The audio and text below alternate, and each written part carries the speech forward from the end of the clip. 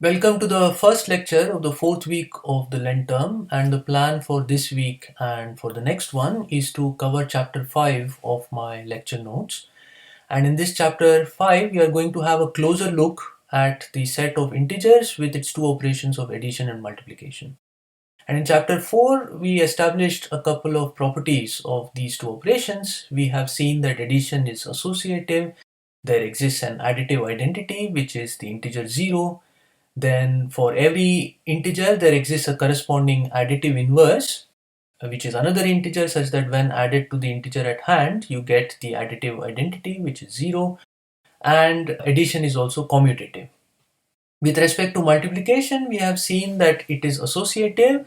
There exists a multiplicative identity, which is this integer 1.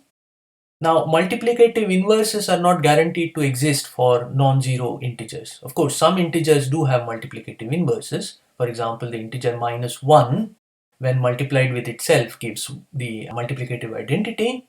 But for example, the integer 2 does not have a multiplicative inverse in the set of integers. So as opposed to what happens with fields like the set of real numbers with its two operations or the set of rational numbers with its two operations, where every non-zero element has a corresponding multiplicative inverse, with integers, non-zero integers are not guaranteed to have multiplicative inverses. So that property is not there over here. But just like for a field, multiplication is still commutative, and these two operations have this distributive property, namely that multiplication distributes over addition. So this set of integers with its two operations does not have a structure of a field, but in mathematics this kind of a structure is called that of a commutative ring, but we don't have to know that.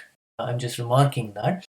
And for us, we have seen all these properties so far. So what are we going to learn in chapter 5? Well, we are going to look at 4 topics, and many of these things are already familiar to you from elementary school, but we are going to state things about these integers precisely and these results precisely, and we are also going to prove them.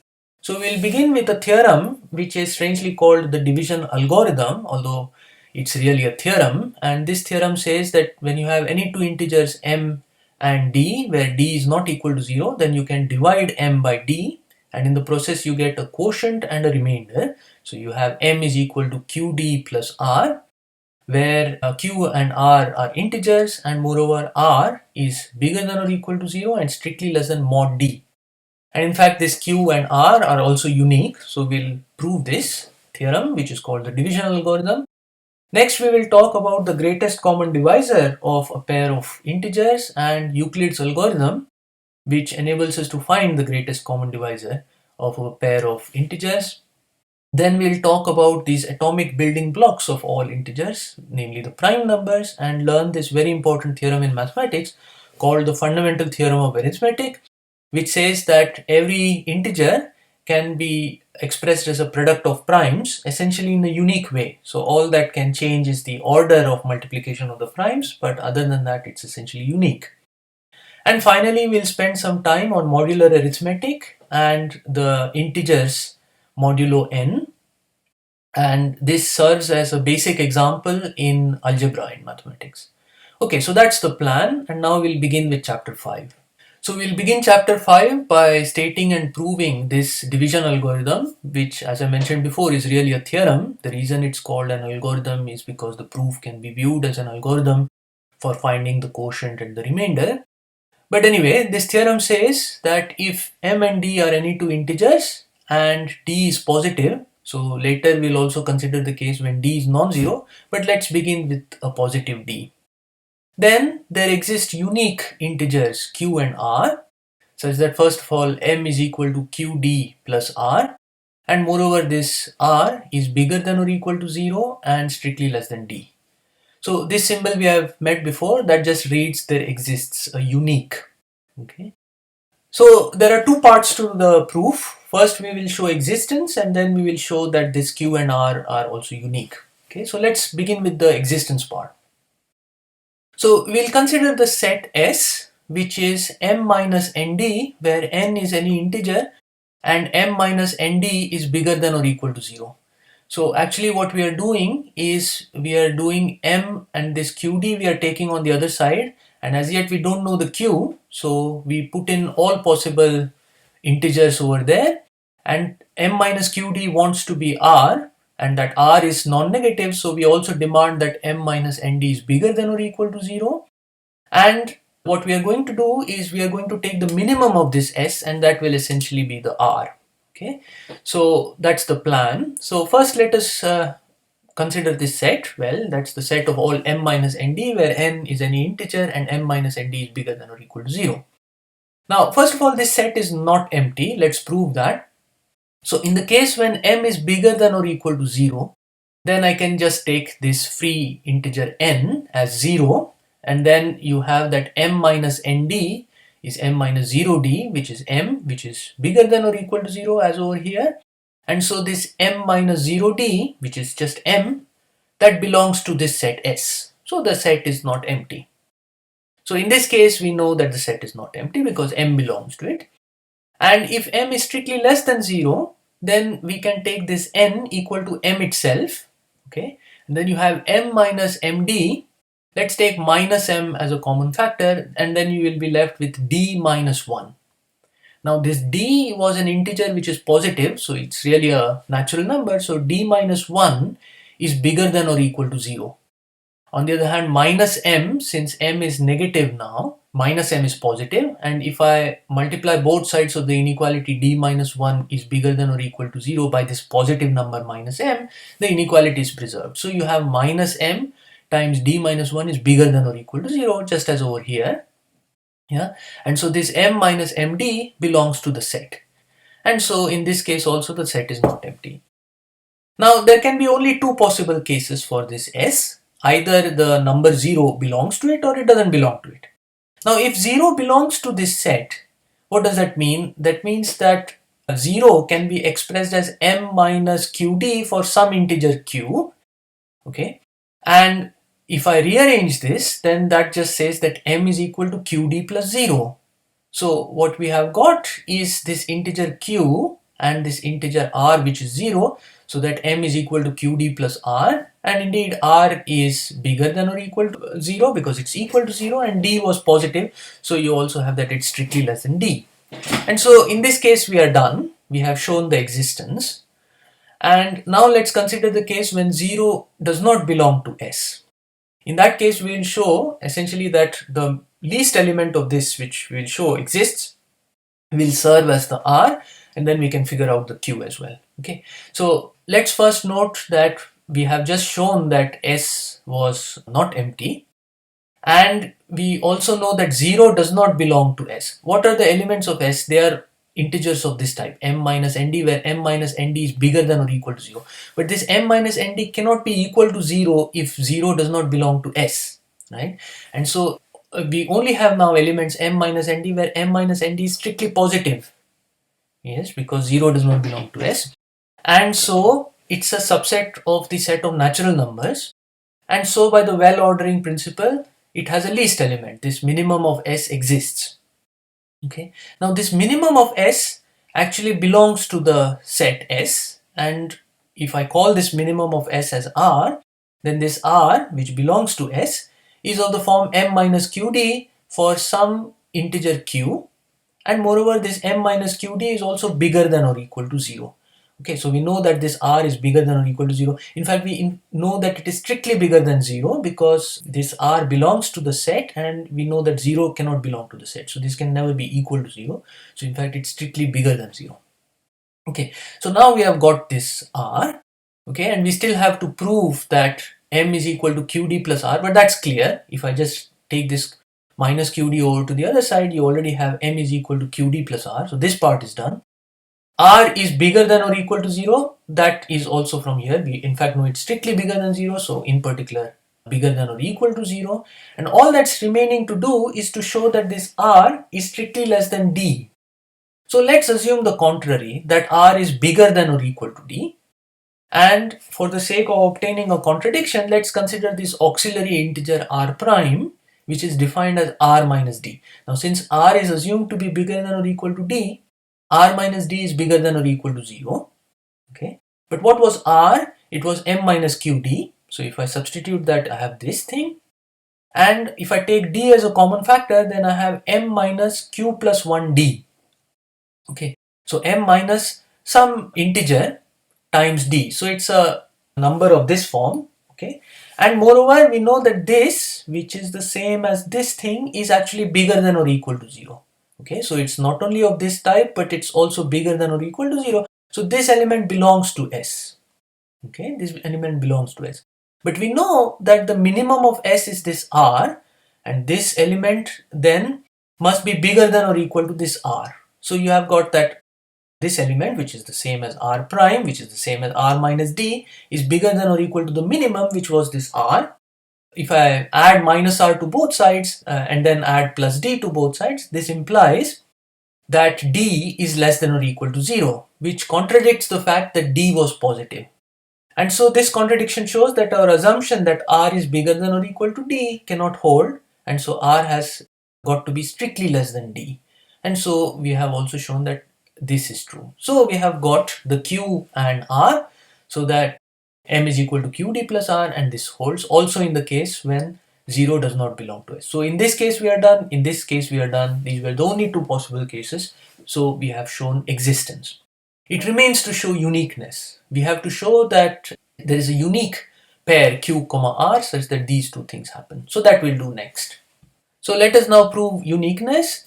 So we assume that you have integers Q and Q prime and R prime such that M is equal to QD plus R, and R is bigger than or equal to 0 and strictly less than D, and M is also equal to Q prime D plus R prime, where R prime is bigger than or equal to 0 and strictly less than D. And what we want to show is that this Q has got to be equal to Q prime and R has got to be equal to R prime. Okay. So let us suppose that R is not equal to R prime. Then by the trichotomy law, either R is strictly less than R prime or R is strictly bigger than R prime. Without loss of generality, let us assume that R is strictly less than R prime, and in the other case we swap the roles of R and R prime and the same proof will work. Okay, so we assume that R is strictly less than R prime. Then if I rearrange this equality that QD plus R is equal to M is equal to Q prime D plus R prime and bring all the D's to one side and all the R's to the other side, then you get Q minus Q prime times D is equal to R prime minus R. And we know that R prime minus R is strictly bigger than 0. So you have that the product of two integers is positive. Then either both the integers are positive or both the integers are negative. Okay, but we already know that D is positive.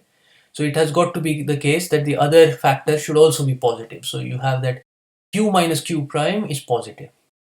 If I look at R prime minus R, then that is equal to Q minus Q prime times D. And now I know that D is positive and Q minus Q prime, since it's an integer which is positive, it's bigger than or equal to 1. Okay, so this is bigger than or equal to D times 1, which is D. So now what I know is that R prime is strictly less than D, of course. Okay, so that I know.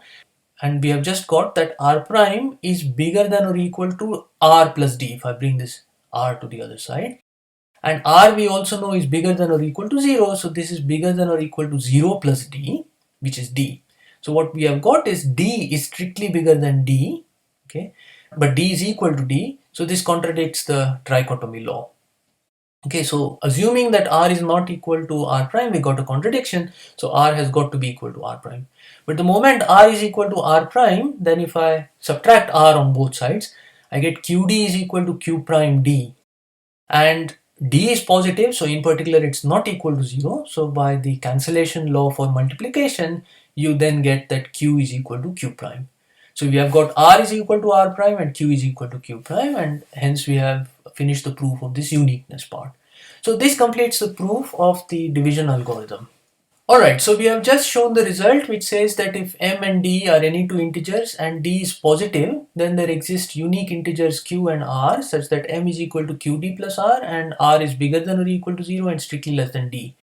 Now let's see that this D positive can be relaxed to D not equal to 0. So this result that we have just shown we call division algorithm 1, and now let's prove division algorithm 2, which is this stronger result, saying that if m and d are any two integers and d is not equal to 0, then there exist unique integers q and r such that m is equal to qd plus r and r is bigger than or equal to 0 and strictly less than mod d. Okay, instead of the d from over here, it's now mod d. And this integer r is then called the remainder, and this integer q is then called the quotient. Okay, and we will of course use division algorithm 1 to show this, and in fact this is a corollary of this one. So again, there are two parts in the proof. We first will show existence and then we'll show uniqueness.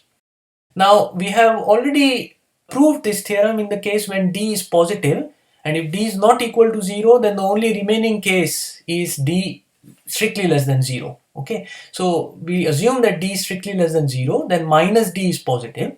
Okay, and we can divide this m by minus d and use division algorithm 1.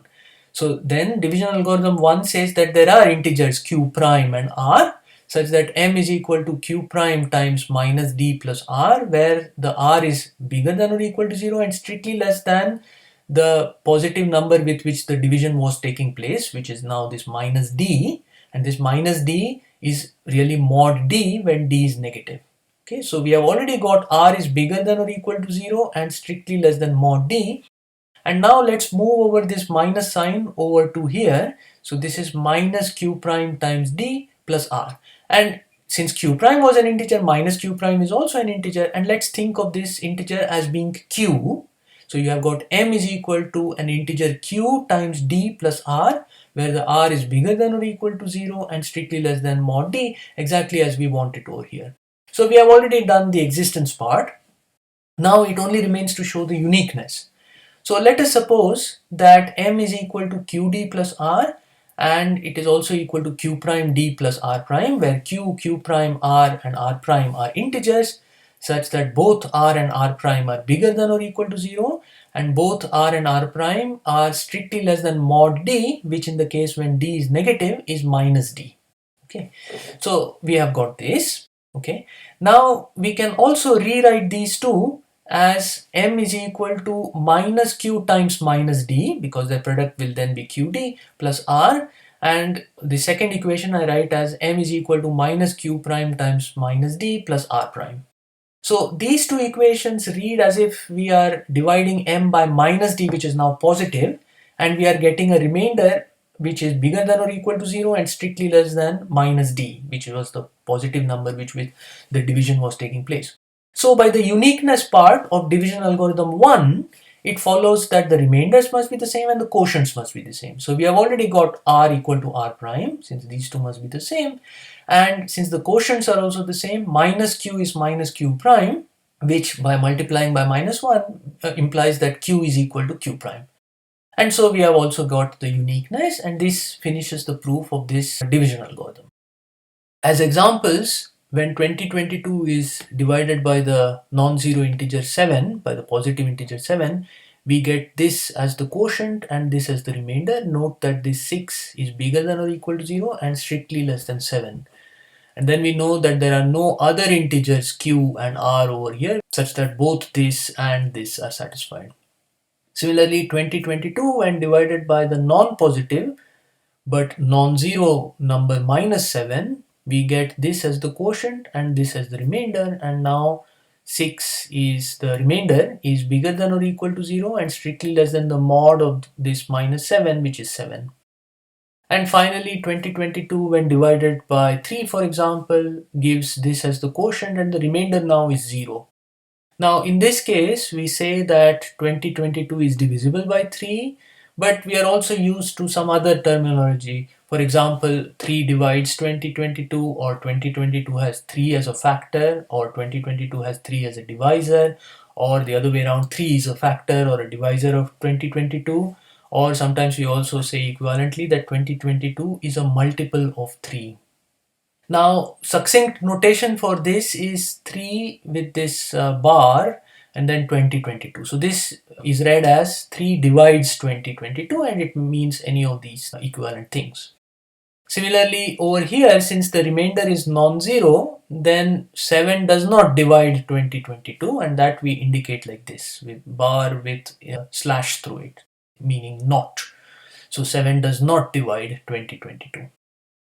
Alright, so let's make this a formal definition and introduce this notation formally.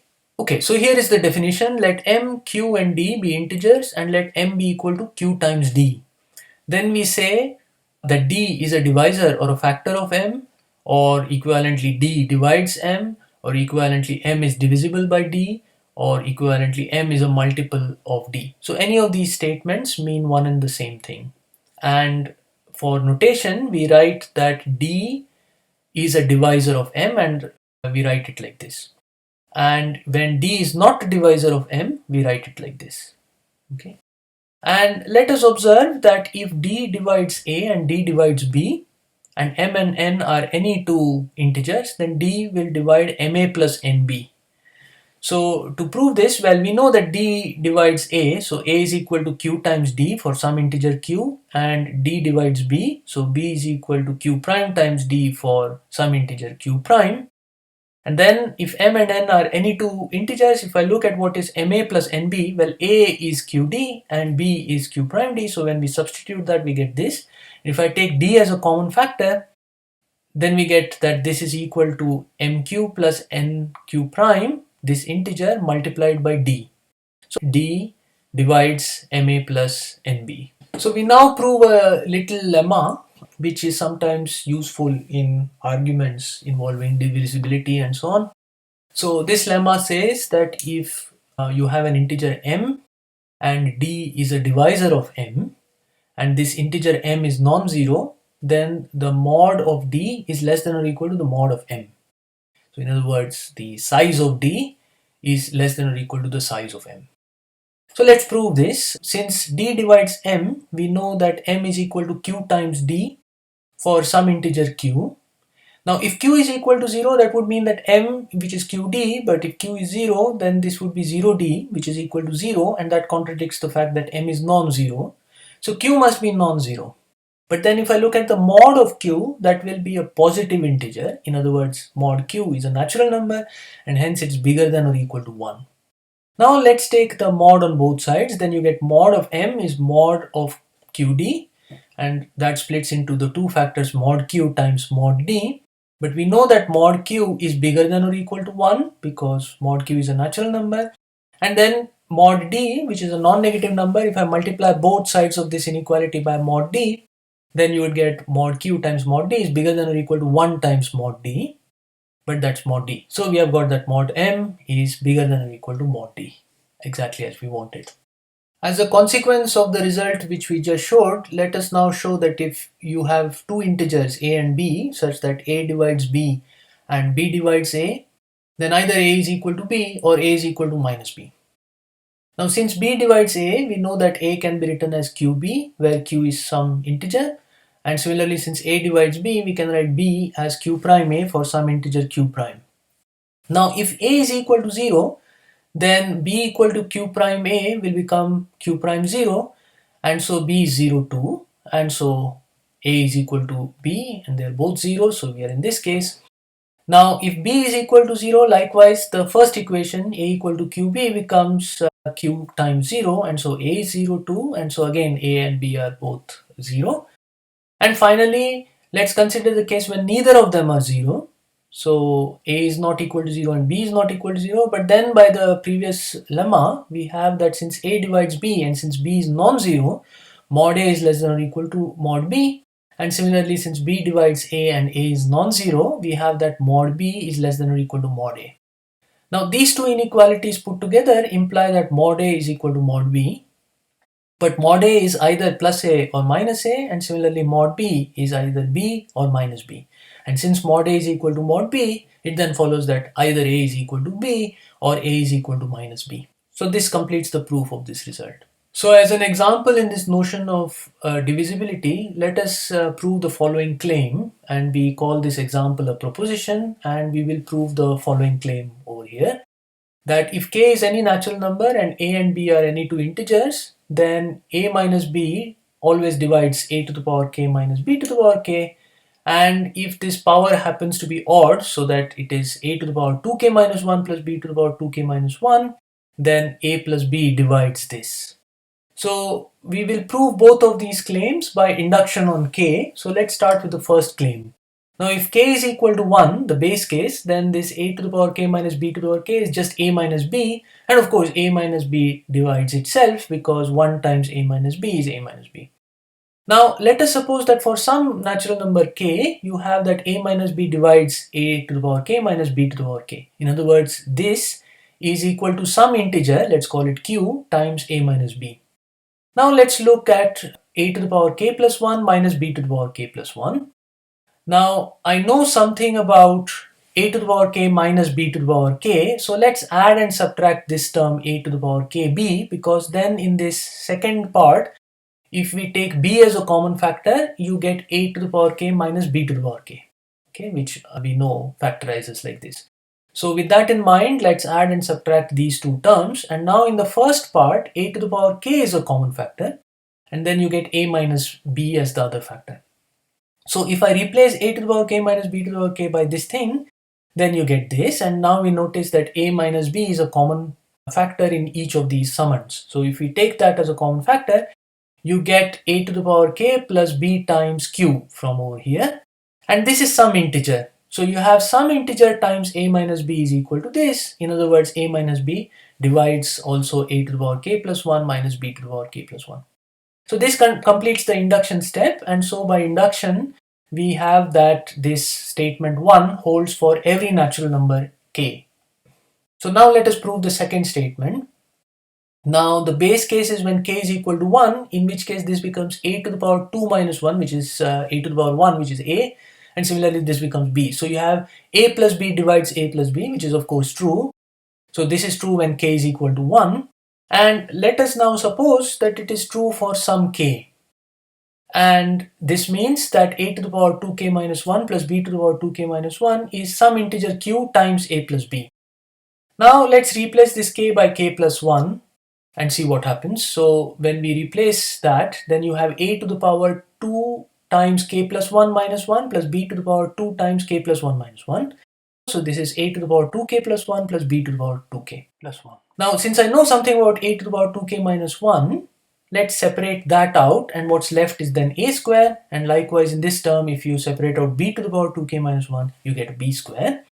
And now let's add and subtract this term, because then when a square is taken out as a common factor, you get exactly a to the power 2k minus 1 plus b to the power 2k minus 1, and we know something about that. So when we do this, add and subtract this term, in these first two summands, a square comes as a common factor and you have this thing. And then over here, b to the power 2k minus 1 can be taken as a common factor, leaving b square minus a square. Now this b square minus a square factorizes as b minus a times b plus a, and this thing we know is q times a plus b, right? So a plus b is a common factor, and if we take that out, then what is left is a square times q from here, and b to the power 2k minus 1 times b minus a from here. Now this thing is some integer, and you have got that some integer times a plus b is this thing, and so a plus b divides this. So this completes the induction step, and by induction then we can conclude that for every natural number k, you have that a plus b divides a to the power 2k minus 1 plus b to the power 2k minus 1. So this completes the proof of this proposition. So we now introduce the notion of the greatest common divisor of a pair of integers, and this is likely something that you have seen earlier in elementary school, but we will now give precise definitions and also prove theorems. So let a and b be any two integers, then a positive integer d is called the greatest common divisor of ab. If it's what the name suggests, first of all it should be a common divisor, so d should divide a and d should divide b, and moreover it should be the greatest one in the sense that if d prime is any other common divisor, so if d prime is an integer such that d prime divides a and d prime divides b, then this d prime divides this positive d. So then d is called the greatest common divisor of a and b. Now let us first show that this greatest common divisor of a pair of integers, if it exists, is unique. So we prove the following lemma, which says that if a and b are integers such that there exist integers d and d prime such that both d and d prime are greatest common divisors of a and b, so they both have these two properties, then in fact d has to be equal to d prime. So there is only one. So here is the proof. So since d is the greatest common divisor of a and b, first of all it's a common divisor, so d divides a and d divides b. But since d prime is the greatest common divisor and here is a common divisor, it must be the case that d divides d prime. D divides this common divisor divides the greatest common divisor.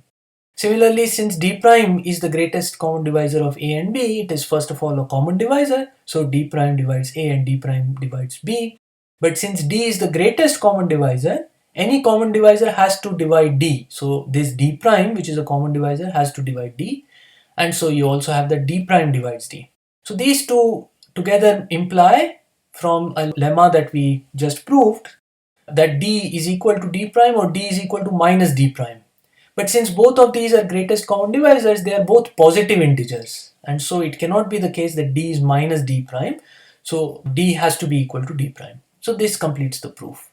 So we have just seen that the greatest common divisor of two integers, if it exists, is unique, and we will denote it by this symbol GCD a comma b. Now if a and b are both 0, then in fact every integer is a common divisor, and the reason is because every integer divides 0, and since both of these are 0, then every integer will be a common divisor. So intuitively we then know there is no greatest common divisor. In fact, this can be shown. So suppose that d is a positive integer which serves as the greatest common divisor of a and b, which are both 0. Okay. Now we know that every integer is a common divisor, so in particular d plus 1 will be a common divisor, and since d is the greatest common divisor, then this d plus 1 has to divide d. But since d is non-zero, we know that then the mod of d plus 1 will be less than or equal to the mod of d, but d is positive, and so d plus 1 is also positive and its mod is just itself, and likewise the mod of d is itself. So you get d plus 1 is less than or equal to d, and if I add minus d to both sides, I get 1 is less than or equal to 0, but we had seen that 1 is strictly bigger than 0, so this violates the trichotomy law. And this contradiction shows that there is no greatest common divisor for 0 and 0. But now we will show that in every other case, that is when either a or b is non-zero, okay, at least one of them should be non-zero, then the greatest common divisor of a and b always exists. So the content of this theorem is that if a and b are two integers which are not both 0, so at least one of them is non-zero, then the greatest common divisor of a and b exists. And moreover, the theorem also says that this greatest common divisor can be written as a combination of a and b with integer coefficients. In other words, there exist integers x and y such that the greatest common divisor of a and b is ax plus by. And this equation is sometimes referred to as the Bezout equation. Okay, so now we will prove this theorem. Okay, so here is the proof of the theorem. We will consider the following set S, which is the set of all ax plus by where x and y are integers. Now let's first observe that this S contains non-zero integers. So let's recall that the hypothesis that a and b, the given integer satisfied, was that not both of them are 0. So at least one of them is non-zero. So in the case when a is non-zero, we can consider the element a, which is a times 1 plus b times 0. Right? So we are taking x equal to 1 and y is equal to 0. So then this element belongs to S, but that is equal to A, and we know A is non-zero in this case, and so you have a non-zero element in S. In the case when B is non-zero, let's take x equal to 0 and y is equal to 1, and note that the resulting A times 0 plus B times 1 is just B, and since this is of this form, it is an element in S. And since we are in the case when b is non-zero, we have this non-zero element in S. So in either case, either a is non-zero or b is non-zero, we do have that a and b, since they both belong to S, S certainly contains non-zero integers. Now let us also show that S contains some positive integers as well. So to see this, let's note that whenever some integer belongs to S, minus of that integer also belongs to this set. And the reason is, if you have an element in S, then it's of the form ax plus by for some integers x and y, and then minus of this will be minus of ax plus by, but that is the same as a times minus x plus b times minus y. Now since x and y were integers, so are minus x and minus y, and so you have a times an integer plus b times an integer, which is certainly an element in S, right? So whenever something belongs to S, minus of that thing also belongs to S. And since S contains non-zero integers, if it contained a positive integer, then we are done that S contains a positive integer. If the non-zero integer is negative, then minus of that will be positive, and so again S contains a positive integer.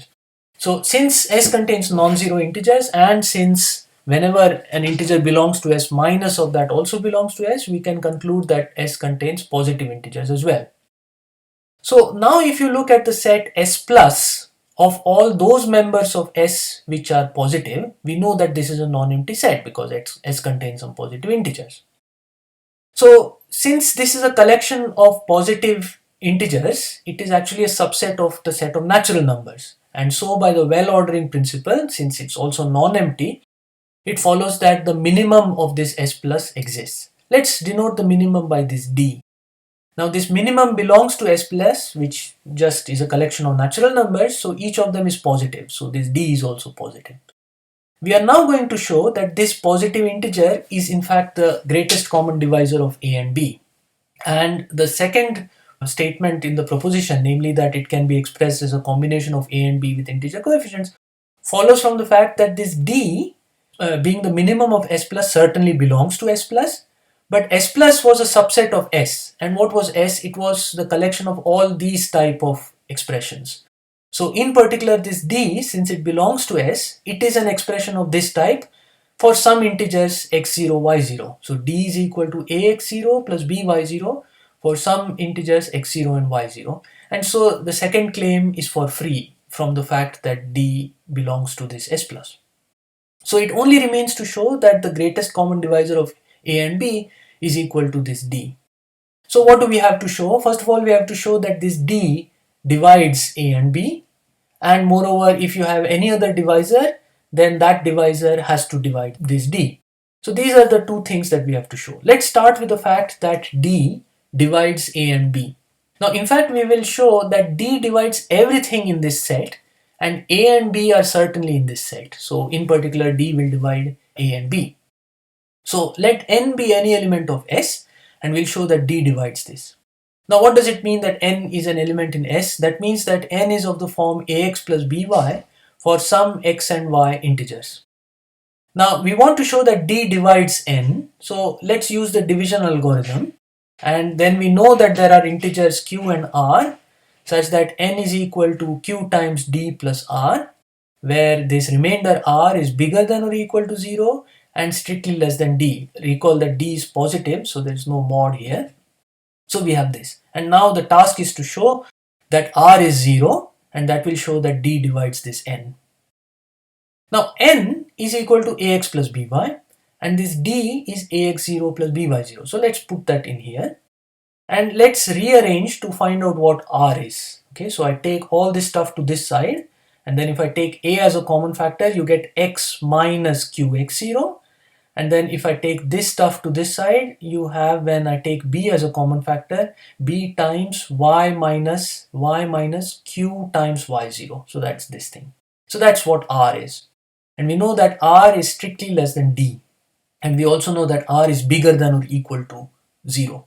So we have got that r is this expression, and it's bigger than or equal to 0 and strictly less than D. And now the task is to show that r is equal to 0. So let's suppose that r is in fact not equal to 0, so that r is a positive number which is strictly less than D.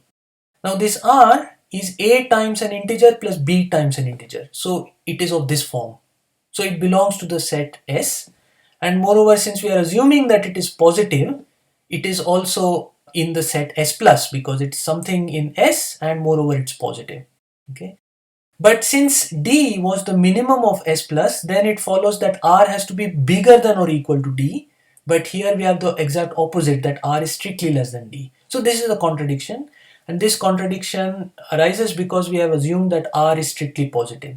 So R cannot be positive, and hence R has to be equal to 0. But if R is equal to 0, that's the same as saying that N is equal to Q times D, where Q is some integer, so D divides N. So since N in S was arbitrary, this means that D divides every member of S. But we have seen here that A belongs to S as well as B belongs to S, and so in particular D divides A and D divides B. So this minimum of S plus in fact is at least a common divisor for A and B. So it divides A and it divides B.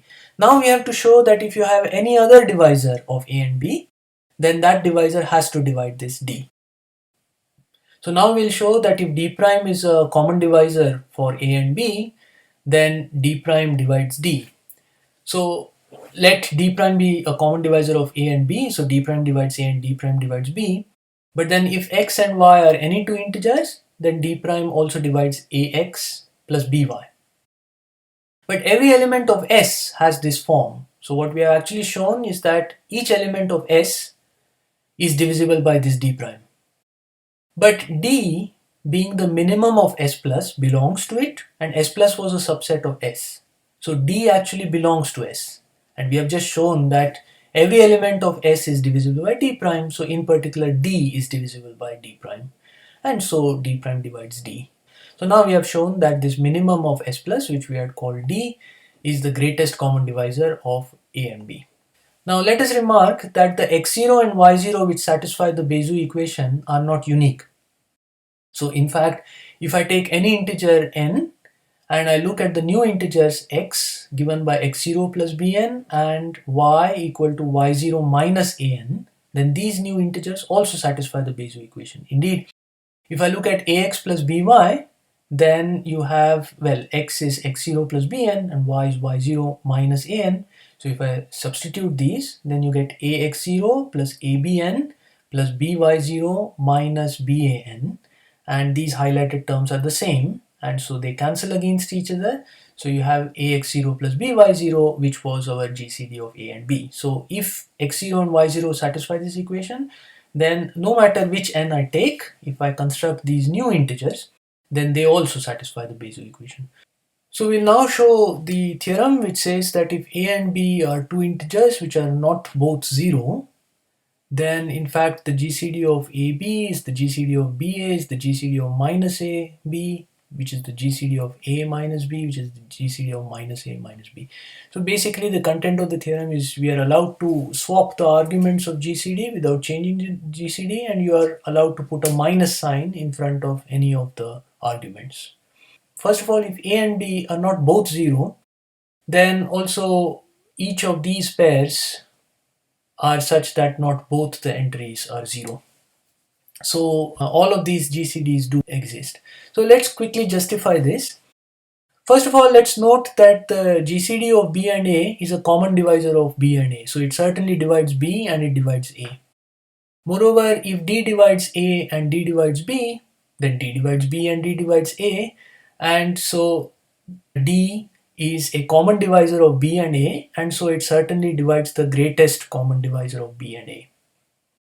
So what have we got? We have got that this number, first of all, is a common divisor of A and B, and moreover, whenever you have a common divisor of A and B, then that common divisor divides this number. So this number has all the properties demanded of the GCD of A and B, but since the GCD of A and B is unique, this has to be equal to the GCD of A and B. Also, in a similar way, we'll show that GCD of minus A comma B is the same as GCD of AB. So first of all, let's note that GCD of minus A and B divides minus A, hence it also divides minus 1 times minus A, which is A. So this number divides A, and also being the greatest common divisor of minus A and B, it's a common divisor, so it in particular also divides B. Also, if D divides A and D divides B, then from this first part we know that D also divides minus A. So we know that D is a common divisor of minus A and B, and so D divides the greatest common divisor of minus A and B. So this number actually divides A and B, And whenever you have a common divisor of A and B, this common divisor divides this number. So that means that this number, first of all, it's positive and it has all the properties demanded of the greatest common divisor of A and B. And since the greatest common divisor is unique, it follows that GCD of minus A, B, this number has got to be the GCD of AB. So we have shown that we can swap arguments without changing the GCD, and we can put a minus sign in front of the first argument. And now the rest follow from this, because if you look at the GCD of minus A and B, I can swap the two entries. So I'll write B first and then minus A. And then I'm allowed to put a minus in front of the first argument. So I'll put a minus here. So you get GCD minus B minus A. And then I can swap these again. So you have GCD of minus A minus B. So you've got GCD of minus A minus B is this thing, which is also GCD of AB. And this, I can put a minus sign in front of the first argument that makes it A. So this is also equal to GCD of A comma minus B. So this is also equal to this. So we have got this whole chain of equalities. So when calculating the GCD, the signs of the two arguments don't really matter. So we'll now learn about Euclid's algorithm, which will allow us to compute the GCD. But let's do some preparation for that. So first of all, let us note that it is easy to calculate the GCD if one of the numbers is 0 and the other is a positive integer. So if the other is a natural number, then we claim that the GCD of this n and 0 is actually just n. So first of all, this n is positive because it's a natural number, and moreover it should be a common divisor of n and 0. Well, n clearly divides n, and n also divides 0 because n times 0 is equal to 0. And also, if you have a common divisor of n and 0, then in particular it divides n, and so we have that this common divisor also divides this n. So we have that this n has all the properties demanded of the greatest common divisor of n and 0. First of all, it's positive and it divides both n and 0, and whenever something divides n and 0, it of course divides n. So this n is the GCD of n and 0. Okay, so let's also look at this example, that if n is any positive integer, then the greatest common divisor of n and n is n itself. First of all, n is positive, and moreover n certainly divides n, so it divides both of these, so it's a common divisor. And if d is a common divisor, then d divides n. So this n has all the properties demanded of the greatest common divisor of n and n, and so it is the greatest common divisor. We will now learn about Euclid's algorithm for calculating the greatest common divisor of two integers. First of all, since we can put minus signs in front of any of the arguments, it's just enough to learn how to compute the greatest common divisor when both of the arguments are positive. Indeed, if one of them is 0 and the other is positive, then we also know from the previous example that the greatest common divisor of n and 0 will just be n, where n is a positive integer. So we will assume that both of them are non-zero, and in fact we can assume that one is bigger than the other, because also in the case when the two are equal, we know what the GCD is. So we will just learn to compute the GCD when a and b are positive integers and b is strictly bigger than a. Now this Euclid's algorithm we will actually learn next time, but let's do the groundwork. So in fact that algorithm is based on this lemma. This is the key lemma which makes the method work. And this lemma says that if a and b are any two integers and a is non-zero, then for any integer x, the greatest common divisor of a and b exists, and in fact is equal to the greatest common divisor of a and b plus ax, and this also exists. Okay, so these two GCDs are the same. So let's prove this. First of all, if x is any integer, then let's first show that this GCD exists and also this GCD exists. Now since a is non-zero, we know that this GCD exists, and again since a is non-zero, also this GCD exists. Let's denote this GCD of a and b by d, and the GCD of a and b plus ax will denote by d prime. And we want to show that in fact d is equal to d prime.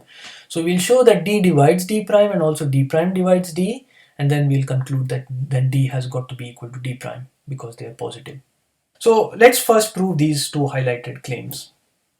Now, since D is the greatest common divisor of A and B, it's first of all a common divisor. So D divides A and D divides B. But then D divides any combination of these two integers with integer coefficients. So if I take A times X and B times 1, then D will also divide that.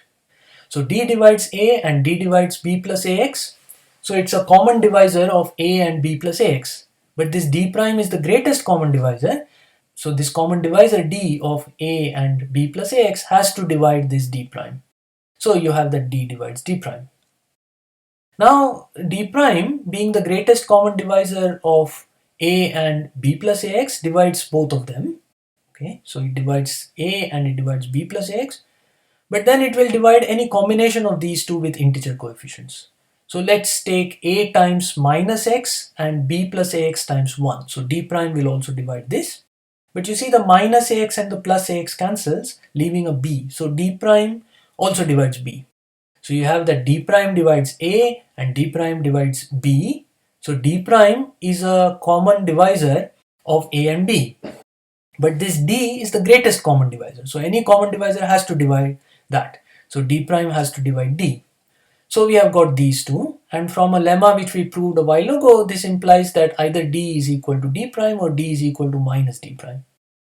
But D and D prime are both positive, so it can't be the case that D is minus D prime. So D has to be equal to D prime. So these two GCDs are the same. So this Euclid's algorithm is actually based on this lemma. Okay, so the previous lemma told us that if you have two integers A and B and A is not equal to 0, then for any integer x, the greatest common divisor of A and B is the same as the greatest common divisor of A and B plus AX. So basically, if to B I add any multiple of A, then the GCD does not change. That's the message of the lemma. So now let us use this to calculate the GCD of two concrete numbers, say 36 and 224. And we will use this lemma repeatedly, and this will serve as a precursor to Euclid's algorithm, which we'll learn next time. And basically it's the same as this one, except we'll write it in generality with general A and B instead of these concrete numbers. But the idea will become clear now. So we want to calculate the GCD of 36 and 224. Now I know that 224, if I add any multiple of 36, the GCD is not going to change. So what we'll do is we will subtract a big multiple of this one.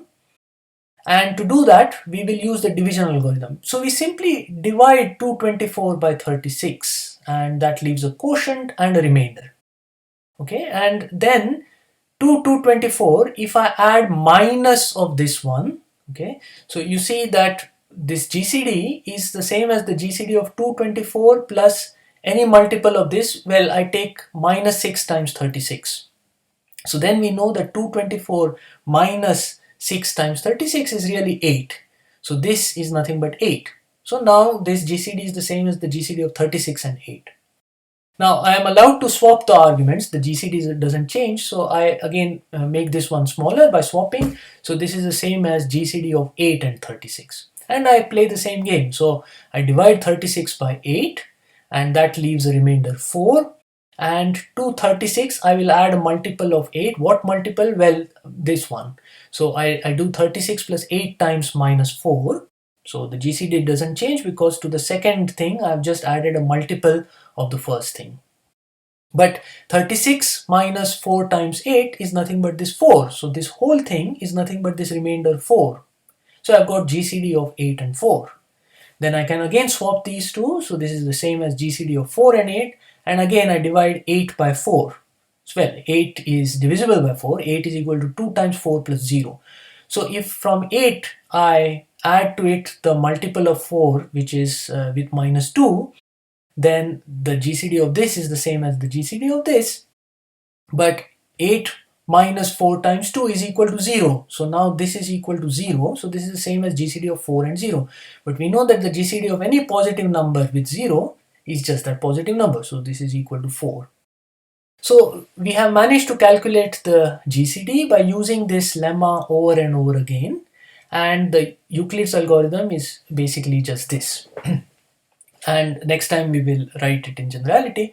But let us also remark that, well, the theorem about the existence of GCDs for non-zero integers also claimed that the GCD can always be written as a linear combination of these two with integer coefficients. So we should be able to write this GCD as this first number 36 times some integer and the second number 224 times some integer. Well, this procedure also allows you to do that. And the way to do this is that we note that this last remainder is the GCD, and we use these two to express these remainders in terms of the numbers. So for example, 4 is 36 minus 4 times 8, right? And 8 was the previous remainder, which in turn can be expressed in terms of 224 and 36. Right, so this 8 can be written as 224 minus 6 times 36. And now we have got the original numbers. You see, you have 36 and 224, and this is again 36. So you can combine all the terms involving 36 and you'll get some integer coefficient. Well, you'll get 1 plus 4 times 6 as over here. And then with 224, you get this integer, which is minus 4. So you see that this GCD is our original number 36 times an integer plus the second number times this integer. Okay, so this method of calculating the greatest common divisor also allows you to solve the Bezout equation in the sense of finding these coefficients. So as I mentioned in the previous example, what we have done is carried out this Euclid's algorithm, and we will learn that next time. And this allows you to compute the GCD of A and B, where A and B are positive integers and A is strictly less than B. And once you know how to do that, then we know it in generality, because we can always put minus signs without changing the GCD. And as I mentioned, this algorithm also, by working sort of backwards and looking at the places where we use the division algorithm, each time expressing the remainder in terms of the numbers, allows you to also solve the Bezout equation in the sense of finding x and y integers such that ax plus by is equal to this greatest common divisor of a and b. So next time what we'll do is learn about this Euclid's algorithm and also talk about relatively prime or co-prime integers, and we will begin our discussion also about the prime numbers.